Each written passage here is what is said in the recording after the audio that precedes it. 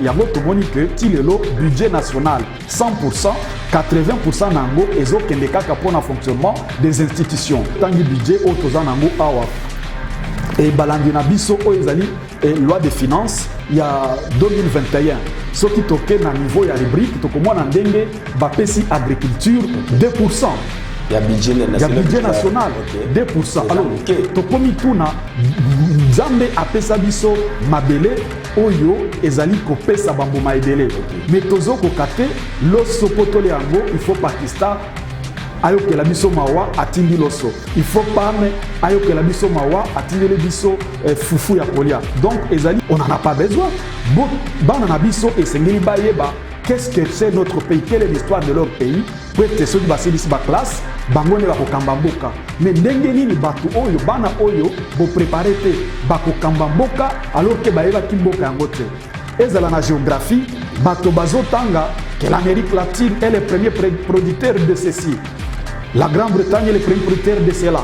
Mais on ne nous dit pas le Congo central et qui produire nini. On ne nous dit pas Chopo et produire nini. Dans le temps, on produisait le coton dans ce pays. Le caoutchouc, dans le temps, Bokanabiso, ezala qui premier producteur, il y a Nanyambila, Mafuta Ambila. Et Malaisie, Abanda Koya Nambo Canabiso, Kolukabanois de palme, acte de pepe expérimenté en gros, du pays naïe. Mais le lot Malaisie, Yemutazo Pesabiso, Mafuta Ambila. O nyoso balaka pepe, et lo komoko, ezomona na te. O nyoso balingi batia loboko, ezo simbate. Alors, vous voyez comment on a que Tokoloba nini parce que Mbongo ekotaka mikolo nyonso na kesi ya l'État. Mais peuple amonaka et l'autre côté azonyo kwa mikolo nyonso. Mais quand la tête aux aucun élection, tokoye sa population nini. Peut-être to laver image ya Mukonzi. Peuple est à la moins perdu, il s'engage to détourner attention à la population. Tomber dans nos motions, il y a un ministre de Songolo, peut-être peuple monake, et un président qui a un problème, et un ministre de Songolo Patala. Téléspectateurs, il y a 10 médias de télévision, le loto Kitakiawa, na niveau à Kinshasa, comme Bosenga Kinabiso, tout le cabino invité, ou qui n'a besoin d'aller. Mais aujourd'hui, on sera un peu bilingue, on va mélanger français et lingala, parce qu'ils allaient mission qui, bon, on a mis parti par là. Donc, les actualités politiques dominées par la destitution du ministère de l'économie, dans le niveau assemblée, limogé, tout éviter à Salinini. Il y a certains qui disent qu'ils n'ont à détourner 20 millions. M. Bazar Koloba, qui est parce qu'il y a l'augmentation des prix des marchés. Tout ça, pour inviter à décortiquer quel sens il y a des décisions à ministre. On va encore aborder toujours à l'Assemblée nationale. Il y a encore des différents questions à l'écrit. Deux autres sont pas dans le rôle en moula. Tout ça, il y a un parlement qui a en disant ne Congo qui s'allume banda pour éviter. Il y a plusieurs motions donc lancées par les membres du gouvernement. On va en parler. La situation de l'état de siège. Il y a encore donc pour éviter. Est-ce qu'il y a des avancements? Il n'y en a pas. On va en parler avec l'invité. Donc il y a autant de questions où tu peux déborder les autres, tu peux aborder le pardon avec notre invité. Ce qui caméraman de Cocox de tout là, il est prêt à refaire la caméra pour notre monde invité Nabiso. Bonjour monsieur. Bonjour monsieur les journalistes. Ah monsieur Baimbo Kabaolandayo parce qu'on va mélanger bilingue, cela veut dire français lingala. Bamonio balingi baye bayo, ozalinani naboka oyo et puis à toi les places ni. Ya mbona lingi kopesa mbote na ba onyoso bazolanda biso na chaîne de télévision Dinidei TV topesi bango mbote bisika nyoso bozali ngai ndeko Augustin Bisimwa nazali secrétaire général ya parti politique oyo babengi mouvement d'élite pour la démocratie et les vrais changements en sigle MDVC ezali parti politique ya opposition extra-parlementaire oyo kambamana président national mwana mboka Dr Justin Mudekereza. Merci beaucoup monsieur le secrétaire général ya parti politique au babengami donc na MDVC, je crois, on a Namoulaï. Les gens voulaient savoir l'opposition extra-parlementaire. Est-ce qu'il y a la différence entre l'opposition de la Mouka et vous? Est-ce qu'il y a un peu la différence ou vous êtes toujours dans les mêmes situations? Bon, oyo bato singeli bayeba c'est que na mboka na biso Bukuli Konzi na article 8 nango eye ko déterminer l'opposition en RDC. Ok. Alors na eye ko lobake la loi portant statut de l'opposition elingi ko déterminer qualité ya ba opposant. Ok. Yango eye kondima na article 2 ya loi wana portant statut de l'opposition que ezali opposition parlementaire na opposition extra parlementaire. Alors opposition parlementaire elingi koloba ba oyo baza ba opposant mais baza na kati ya institution. Ok. Alors opposition extra parlementaire ezali ba oyo batia opposition mais baza te na ba institution ya mboka na biso. Alors tolo belaneti FCC lelo okay. FCC aza na opposition baza pe na gouvernement. Mais yamana toko comprendre te comment batu bakoza na gouvernement baza pe na parlement mais bobengi bango ba opposition. Bazo kamba pe ba entreprise, bazo kamba pe ba mairie, bazo kamba pe ba commune. Mais sikoyo baza pe na opposition wana to comprendre te. Okay. Toza pe na lamuka azali ko siéger na assemblée nationale aza opposition parlementaire. Okay. Alors et bongo MDVC le kola ezala qui créé après les élections chaotiques de 2018 yango MDVC ezana ba député te ezali kaka na opposition yango to bengi opposition extra parlementaire en vertu ya mibeko ya mboka na biso la loi portant statut de l'opposition en son article 2.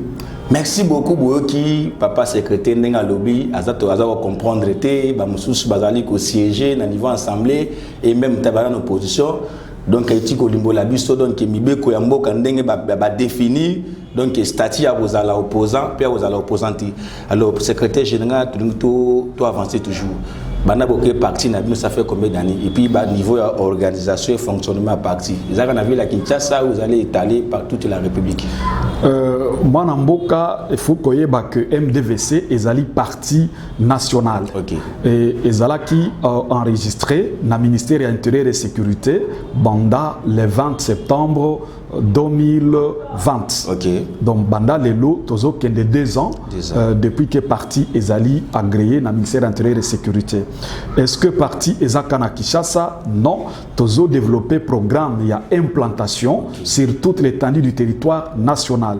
Depuis les 2 ans bientôt, parti ezana ba fédération déjà na 14 provinces. Okay. Donc tozo kende kana programme na biso ya implantation parce que parti ezali na vision ezali pe na bambiso ya munene po na kokamba mboka na biso yango tozali na vision ya MDVC ezali refonder l'État et bâtir un Congo pour tous.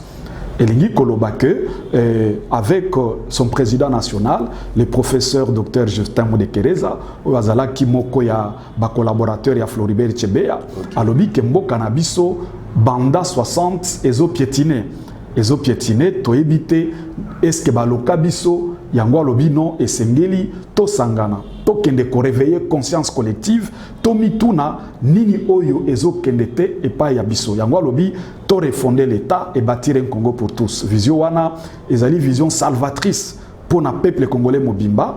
Pourquoi? Parce que l'État congolais ezo fonctionner lokola na ebité lokola boutique familiale soki zali noti entreprise moko boye ya bato songolo basangani kaka pona ko piétiner petit citoyen yango tolobi non bisika mususu l'État ne fonctionne pas comme ça et sengeli toyeba ndenge ya ko refonder yango de manière à ce que ezala profitable à tout le monde parce que Congo ya lelo ezo ko profiter ka na catégorie songolo ya population. Omoni neti mibeko na biso Bukuli Konzi yango moko ezo favoriser biloko wana soki otangi article 109 ya Bukuli Konzi et lobi que le député et les sénateurs ont droit à une indemnité équitable qui assure leur indépendance et leur dignité. Yango lelo député azana $13,000 le mois, sénateur azana $14,000 le mois.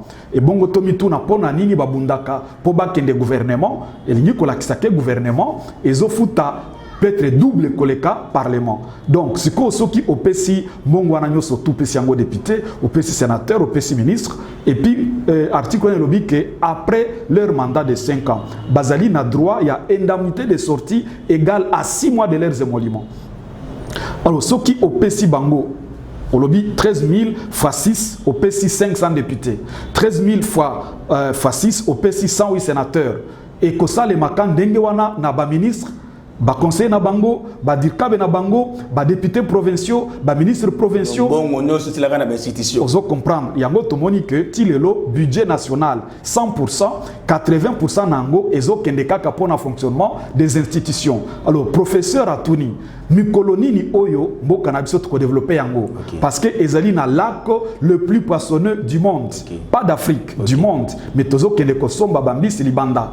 Alors mikolo ni to ko somba bateau de pêche soki nyoso tozozwa tozolia yango kana ba institution wana ezoye la biso nini ezoye la population les petits citoyens oyo azana nzela te oyo azolia te tozali na 80 millions d'hectares de terres arables elingi koloba que biso moko ba étude de nyos ya ba grande institution internationale ezala FMI ezala Banque mondiale ezala nini eye koloba que RDC yango moko ekoki koleisa Afrique mobimba pendant 80 ans avec mabele na biso 80 millions d'hectares de terres arables mais tozo kokate kuswate yango pourquoi parce que mongo nyoso ezo kende kaka na fonctionnement des institutions lelo tozali so tangi budget o tozana ngo awa et balandi na biso o ezali loi de finances il y a 2021 ce qui toke na niveau ya rubrique to komona ndenge bapesi agriculture 2%.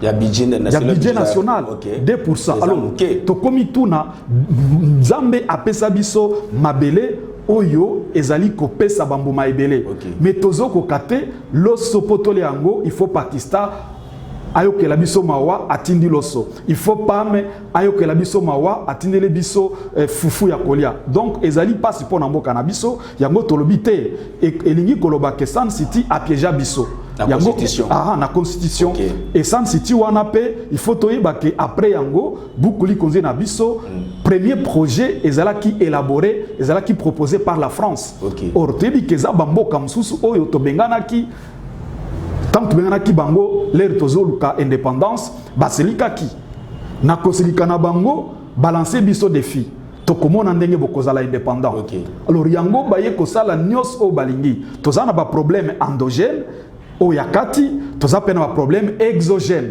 alors si comme ça tosala attention te na ba problème exogène ma oyo matali ce qu'on appelle la géostratégie alors yango nde e batumzu balobi non poto bloquer bango bazala indépendante parce que biso chaque les 30 to fetaka tozali indépendant mais MDVC lobi non et sengeli peuple congolais afungula miso tozali indépendant na nini si le plan économique tozoko kate nyoso ifo talibanda si le plan scientifique basila biso tozo tangisa bana na biso nyoso libanda Omoni par exemple la 3e année des humanités bana bazo tangisa bango histoire de l'Égypte 4e des humanités, l'Empire Songhai, l'Empire du Mali, Kayamagane Sissé, les Soumanguru Kanté, on nous amène à Charlemagne, Louis le Chauve, Albert Ier, Nini Tokosala Nango, on n'en a pas besoin.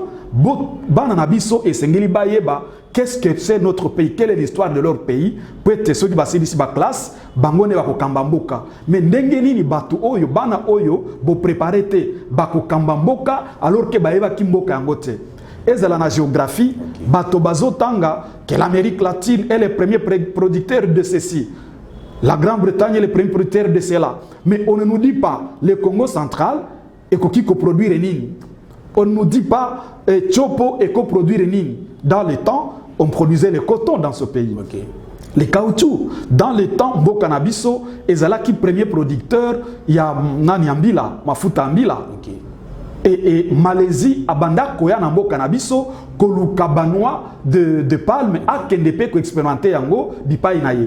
Mais le lo Malaisie, Yemutazo, Pesabiso, Mafuta, on a Yambila. Maintenant, c'est que tu es pour nos cas, tu es surtout dans le histoire, défaillance, faut tes alliés. Non, mais faut tes alliés à deux niveaux. Le premier niveau, les alliés problème d'homme. Donc, il y a Moutou. Voilà. Pour na MDVC, tant que ça qui diagnostic. Mo cannabiso ezana problème ibalé, les problèmes d'hommes, yami balé zali nini, les défis majeurs de l'indépendance forcée. C'est-à-dire, pour notre premier problème, l'homme congolais yemoko atikali problème pour nambo kanaye. Il a avancé. Poto avancé. Parce que c'est les mêmes Bapatim sur le Bacano, il y a les problèmes du tribalisme, de la corruption, du détournement, du clientélisme. Faux problème. Qui détourne? C'est l'homme. Qui corrompt et qui est corrompu? C'est l'homme.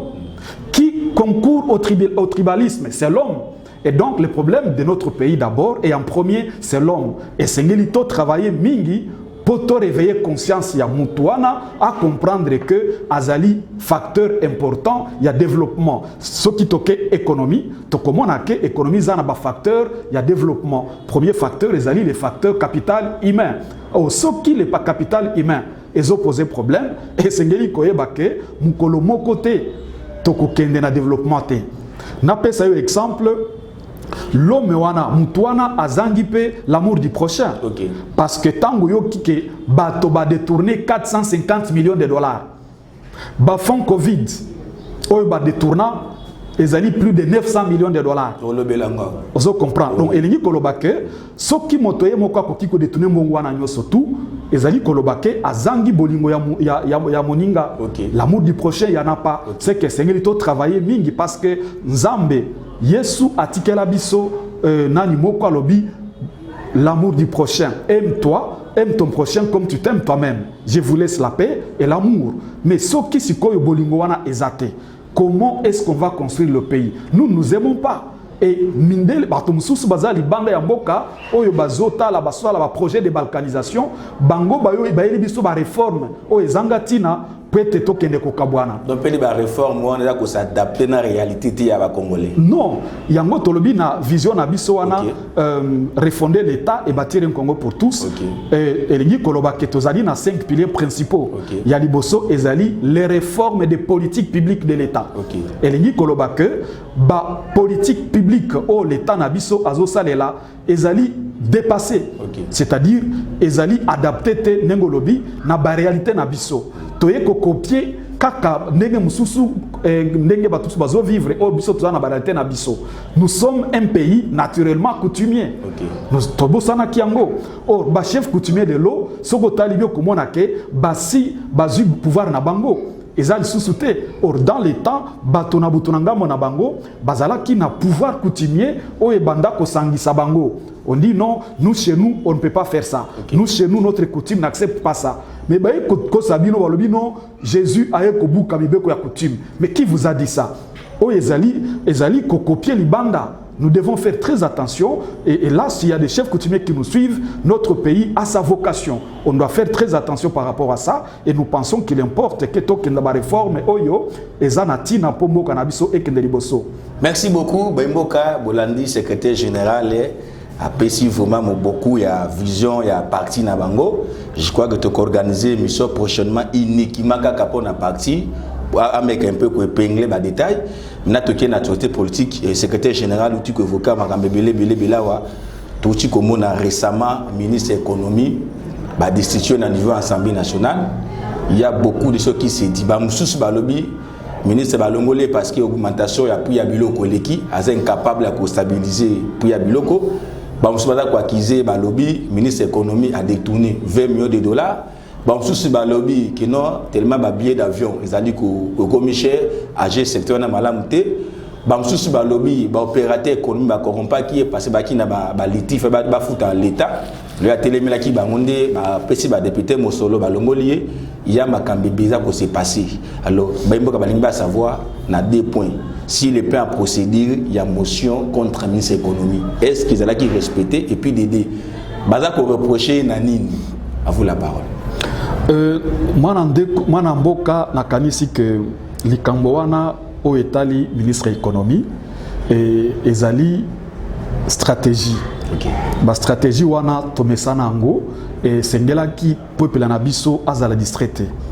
Le problème c'est quoi? Tokomi déjà na 3 ans. Bato songolo bazo kambamboka. Banda bazo kambamboka. O nyoso balaka peuple eloko moko ezomona na te. O nyoso balingi batia loboko ezo simbate. Alors baye komona que tokoloba nini parce que mbongo ekotaka mikolo nyoso na kesi ya l'état. Mais peuple amonaka eloko te azonyo kwa mikolo nyoso. Mais kala tête tozo kende élection tokoyebisa population nini peut-être laver image ya mukonzi peuple est à la moins perdu il faut to détourner attention à la population to betana nos motions ya ba ministre Songolo peut-être peuple monake eza président te mutaza na problème ezali ka ba ministre Boy Songolo pakala donc peut-être ba stratégie moko au organisme pour ko distraire population mais si les pas informés on impact été ezana impact été ezali distraction je vais vous dire quoi bino nyoso boyoka kike gouvernement on a babenga ki yango gouvernement de warrior ba champion ba bisabiso ekomi nini parce que ceux qui otuni mutaino sacré à lobby je soutiens les actions du chef de l'État mais quand otunaye quelles sont ces actions akolia munoko même gratuité de l'enseignement depuis que baction baza ko sala akolia munoko ba action ezate bazo ko kate ba ko défendre action nini or toyebi ke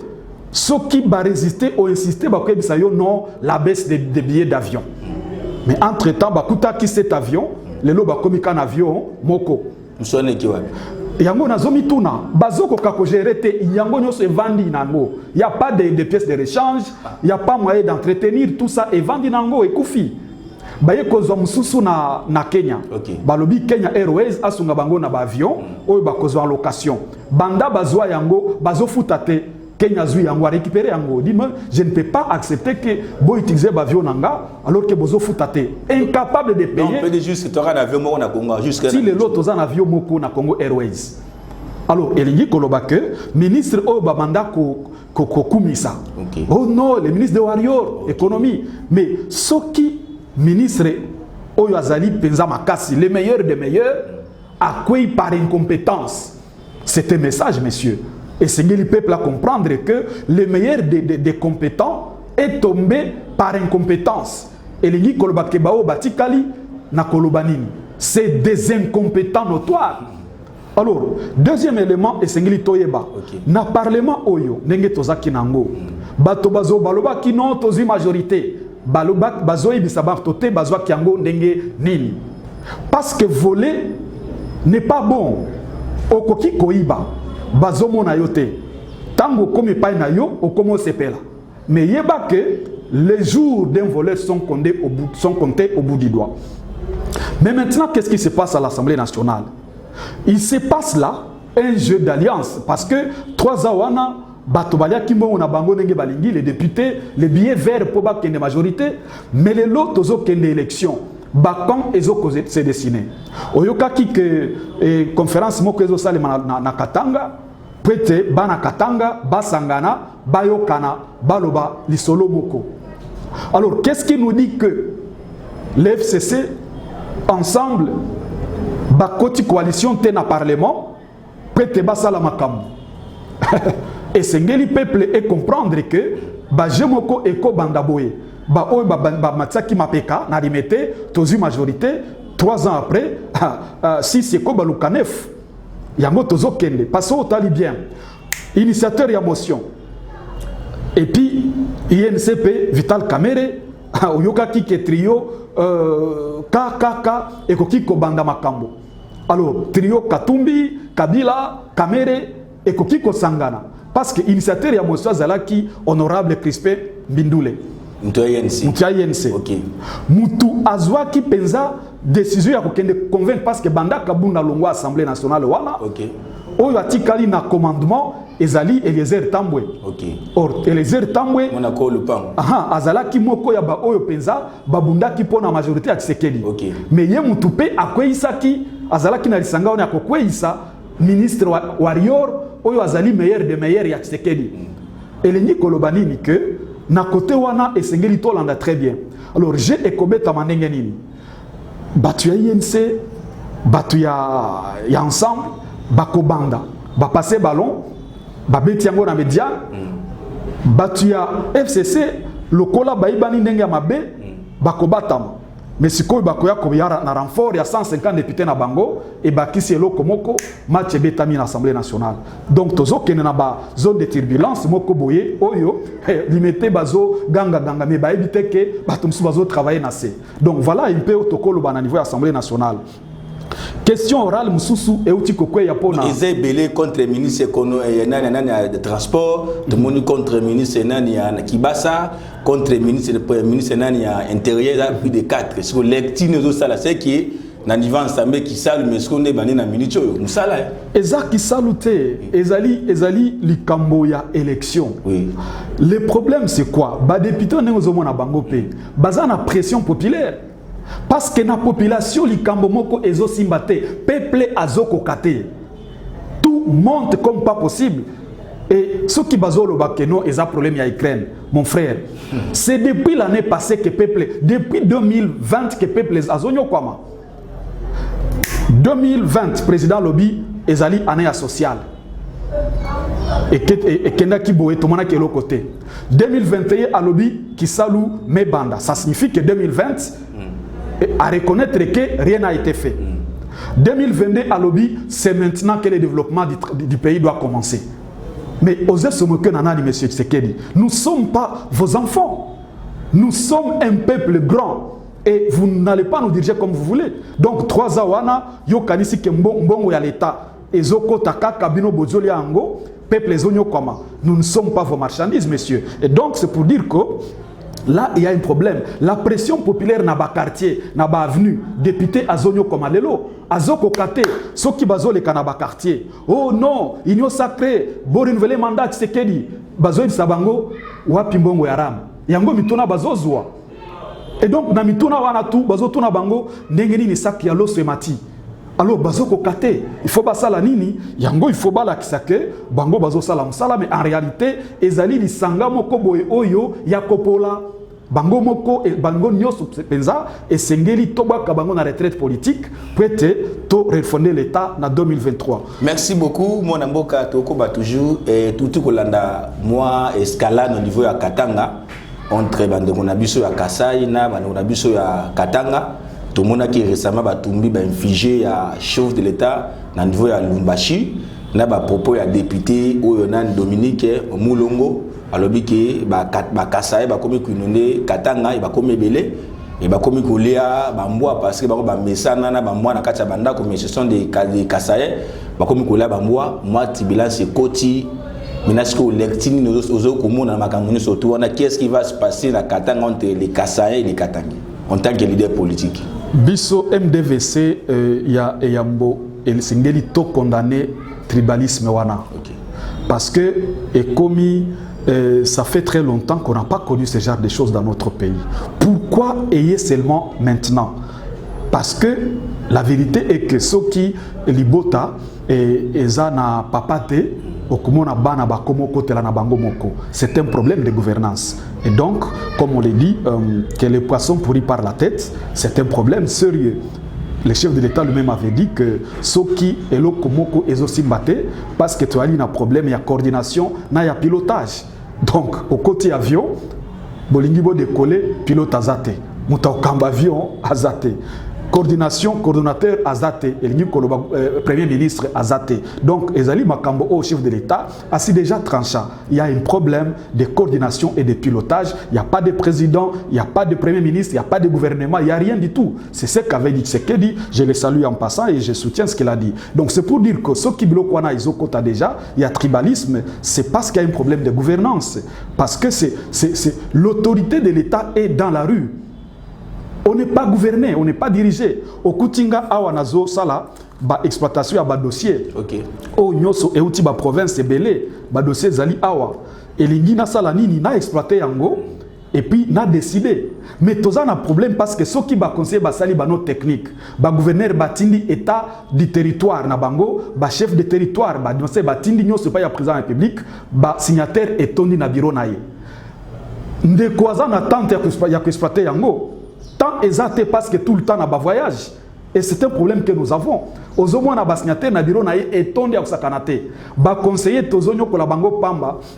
Bazolela que c'est difficile de conseiller Tshisekedi parce que au PCA nos techniques aux élites ce qui bat 3 mois ba une année batikala ko exploiter en côté. Pourquoi baby ba voyage ça la wana ko permettre ba retomber na mboko zoko tassier ba voyage ne wana malgré ça ko tambola ne besoin ko accuser que non za pigeon voyageur mais aussi de retomber na ba voyage na yo au ça la wana d'autres fois za ko fungula diplomatie ya mboko da ki isolé tanga Kabila. Non mais nakanisi que on appelle sous distraction. Tout ça l'attention. Bazolo bake mboka na biso est commis inscrit dans l'échiquier international. Bon, c'est bien bon. Bakoki koye bisabiso, est-ce que banda mikolo wana nyoso tout bambassade nyoso tozobona na Congo ezala kité? Ba pays nyoso ezana ba ambassade na bango awa.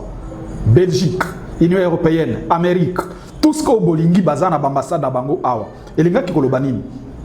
Est-ce que tous les ambassadeurs na bango comme sous toi kozwa bango kaka tango bango bakota ki pouvoir? C'est des gens qui ne comprennent rien de l'État. Ils ne comprennent rien. Vous avez un ministre des Affaires étrangères. C'est son rôle. Ce n'est pas le rôle du président de la République.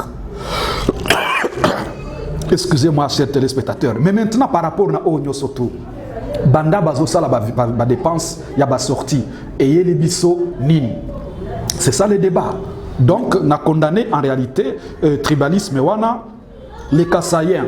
C'est vrai que pas ina bango parce que bosani yango banda régime ya Kabila, la régime ya Tshisekedi, bazonyo kola Kasai mingi, ba yango batu bazoki manzala. Mais bazali libre ya kokende bisika nyoso balingi parce que l'article 30 ya beaucoup li konzi et lobby que chaque Congolais a le droit de circuler librement à l'intérieur de la République et d'en sortir. Et donc, les alliés droit na bango, ceux qui balingi bakende Bukavu, c'est de leur droit. Ceux qui batu Bukavu balobito kende Kasai, les alliés droit na bango. Moutou a quoi empêcher, moutou azate pour être à se déplacer. Ceux qui bayo kinzala et ça li bango passe parce que ba eux ba pesa qui confiance, bazo sala ka ba investissement na libanda.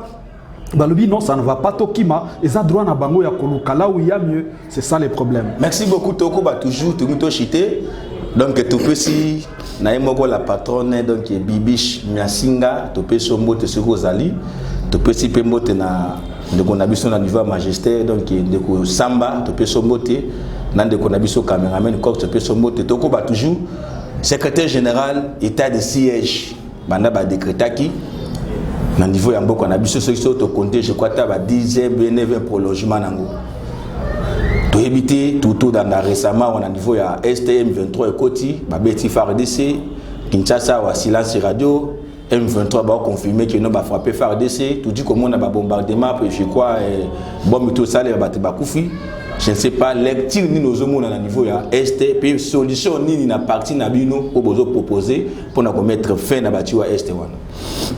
Il y a Eyambo Toingi ko condamné nano ba velléité il y a bamboka oezali ba pays voisin na biso et sengeli bayo ka message ya MDVC mboka na biso ce n'est pas un champ de patates. Ils doivent faire très attention parce que plus ils nous font du mal, plus ils nous forment, plus ils nous révoltent, plus un jour ça va barder. Le message que je donne est que Ezala Rwanda, Ezala Ouganda, Ezala Tanzanie, tous ces pays qui cherchent à faire du mal, et Sengili Baebake, nous sommes un État élu. C'est-à-dire la République démocratique du Congo, c'est un État spirituel. C'est un État au Nzambe, Apona, pour la mission Mokoboe, il y a développement de l'Afrique en général. Alors, un pays qui a une mission pour le continent. Ceux qui vont continuer comme ça, vous aurez des problèmes avec Dieu. Okay. Deuxièmement, peuple congolais est comment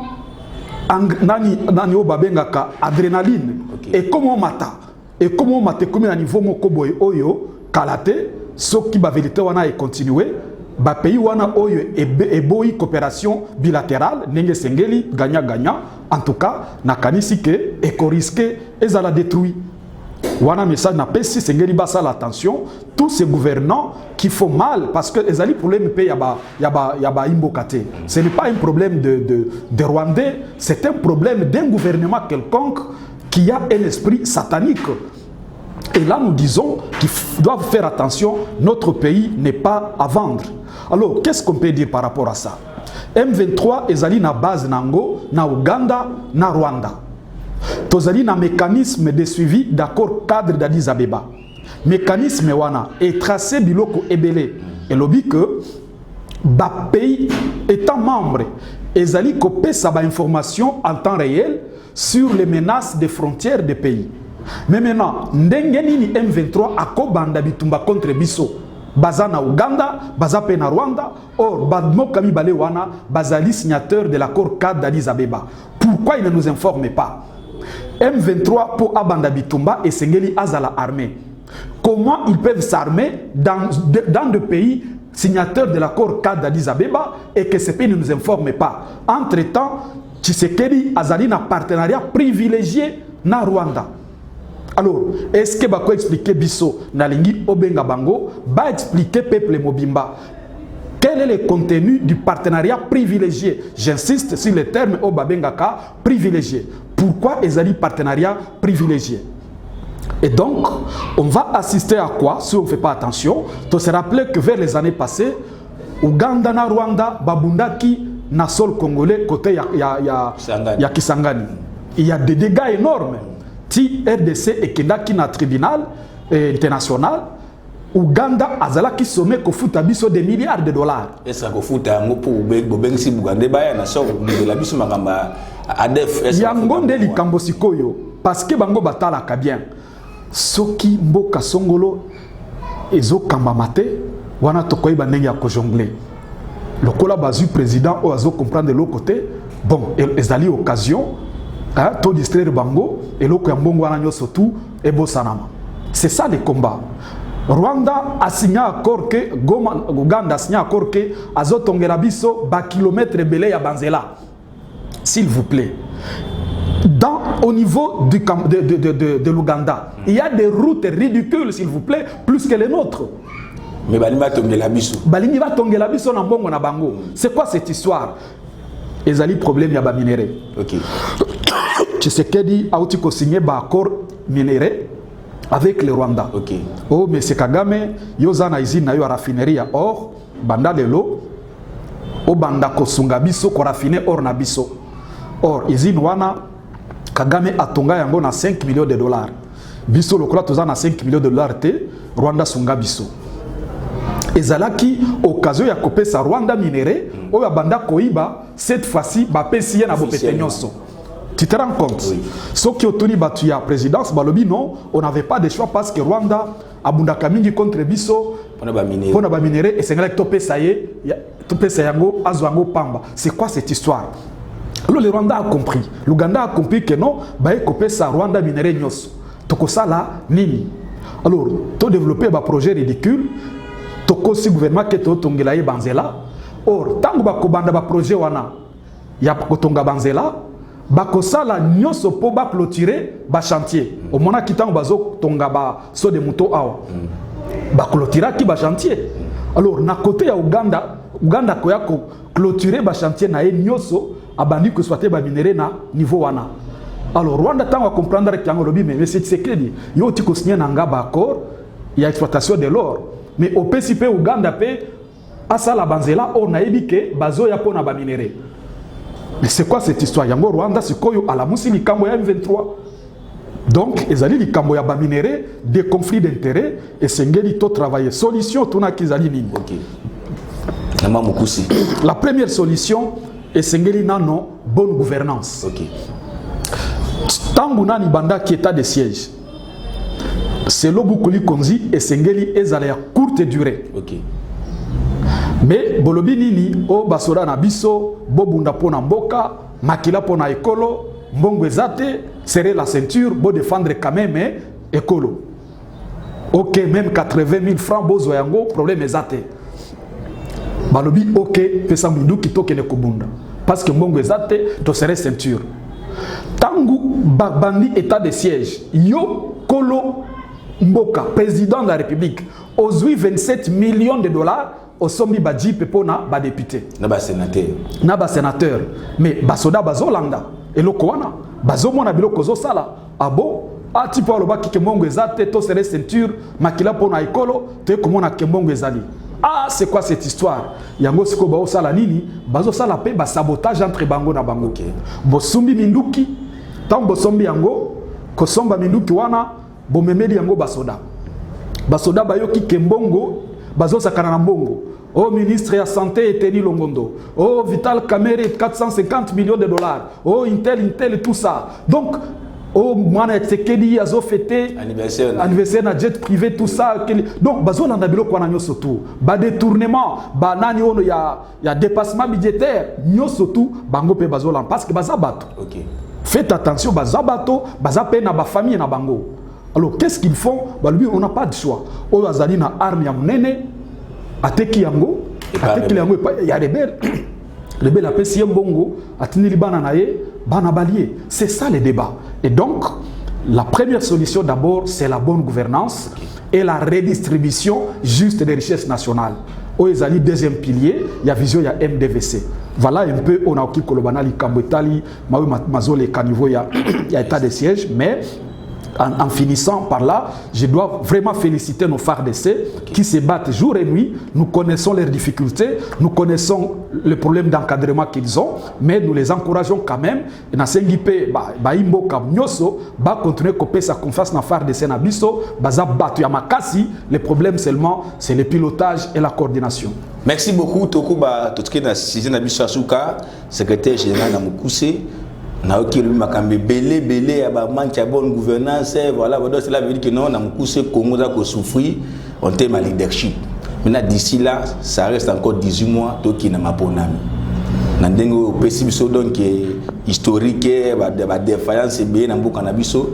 Maintenant est-ce que na papa ya CNI nza kokende et par rapport à la contrainte selon de M. Kadima et puis par rapport à la situation, est-ce que vous avez déjà caméra na biso ba tout ba na mokili mobimba, est-ce que vous ko bisaba na mboka kino 2023 élection kozala to kozala te na ce que zalité bozo proposer nini na Moukousé ngape ke mingi na Moukousé élection selon Mibe Konabiso et Sengeli Ezala na 2023. Aucune raison de reporter ces élections. Parce que pour Nabiso MDVC, Ezali zone rouge. Ligne rouge n'est pas dépassée. Et puis il va contrer pour la maladie. Alors, si on a lobby boy. Mais ce qui total n'est pas kendi. Il y a sacré, Bazan a besoin d'élection. Ok. Pour Nanini, parce que Bazo Mituna, ce qui toquait devant le peuple congolais. Tokoye Bisabango, Nini, bilan ezate. Bilan Oezali est tellement négatif, est chaotique, toki kokende bongo na moponomité. To sala nini, to distraire l'opinion, to glisser nano en attendant que projet nabiso wana. Le seul projet oyo bazo kanela, le seul oyo ezali projet de développement il y a 145 territoires. Oetikali. Yango bazo tia, yango moni même parce que bami yebi bango moko baboyi ba kamba yango bapesi yango PNUD aussi omona wapi ba ONG ezo kamba ba projet ya gouvernement omona ngo wapi oui bapesi yango PNUD ba spécial yango PNUD PNUD mutako kamba projet wana parce que bango bayebi ke likambo etali mbongo balengaka bakokokate cette fois-ci balobi non peuple alandi mingi on n'a pas de choix topesa yango cette fois-ci ba ONG international yango nde etonga esala ba projet wana alors bazozela ebimisa bambuma muke avant que bakende devant le peuple parce que ceux qui bakent les lots bazana bilan très déficitaire yango bazolo ba non on n'a pas de choix atatoza na kadi manabiso na karuba nabiso soki karuba on n'a pas de choix kokende devant le peuple té parce que za rassurance té parce que Kabila Zalaki na seni azalaki pe na cour constitutionnelle mais sadari lelo azali banda donc bango baebi solo wana parce que baebi que peuple tango se décidaka. On ne peut pas délibérer un enfant très faible à l'école. Si on veut délibérer, moi, on a 20%. Au Kobanela Wapi. Le développement soit à 45, 48, on a 2%, on a 50%. Mais si on commenter le pourcentage du gouvernement, si on estimation, on peut savoir combien. Mais non, Bercy a aussi ça le sondage. Après ça, il y a 27%. Okay. Bercy, nga personnellement na kanisi que même 27 wana ezali par pitié parce que bazali sanga moko parce que Bercy zali ya ndeko Katumbi bango yoso bazana enyo sacré mais na kanisi que soki to sali ya solo penza o ya kokuta bosali micro baladère botoni population o balia kimo na ya ram 200 millions de dollars baye ko kataram parce que MDV sa telemaki akenda ki tribunal. Donc, nakanisi que peuple au banda kosomba ça qui a l'osso na 30 000 francs, le lois sont à 80 000 francs. Nakanisi que bilia kopé ça je crois 5% parce que ça ne va pas franchement. Merci beaucoup Bemboka. to chité déjà to peut si d'abord bino tout merci et puis nandenge vous pouvez biso confiance alors to ya ki a ko tana secrétaire général boki makanisi na ye Magreta Ekei azana makamebele na bandi ki prochainement to ko sala ma émission uniquement to yambaye apesa makanisi pour na parti na bango secrétaire général émission commune asuka mono de la fin. Merci beaucoup. Na ba onyoso balanda kibiso na mission na biso bozala libanda bozala na kati ya mboka na biso totelema elongo pour na refondation de l'état tokoki ko observer etalingate faites attention yo pe ko la victime ya mauvaise gouvernance et sengeli to changer mboka na biso mbongona ya solo oyo MDVC azobundela refonder l'état et bâtir un Congo pour tous et sengeli pe toyebake tozo kenema ponomi na 2023 toyebake ba politicien na biso ba koti ba conflit et sengeli to renouveler classe politique ba conflit nyos ezokota wana entre ba leader na biso sengeli to remplacer bango to ça la confiance na bao basika ko ete to changer mbongo na solo et ya na mboka na biso. Merci beaucoup, on attendi bino butondi. Merci beaucoup ba mboka ozali chaîne ya mutunyo surtout zali ni ya la mukate ni ya kiki swati donc mutunyo surtout azali na makanisi nous sommes disposés ya koyambaye na ba numéro na biso to tena itando iker bo contacter biso ba remarque na bino ba commentaire ba suggestion tozali batu e ko sunga pe biso to pesi mbote na emoko beti matinde l'officiel et to pesi mbote na les amis de BM et sans oublier la patronne Bibi Chimiasinga na niveau à Londres to pesi mbote to pesi mbote na ndeko na biso Cox wa sunga na cameraman puis to pesi mbote na baimboka auto batala ki biso na bande ki to sukiawa prochainement to ya m'inviter monsieur Swastika. Merci beaucoup.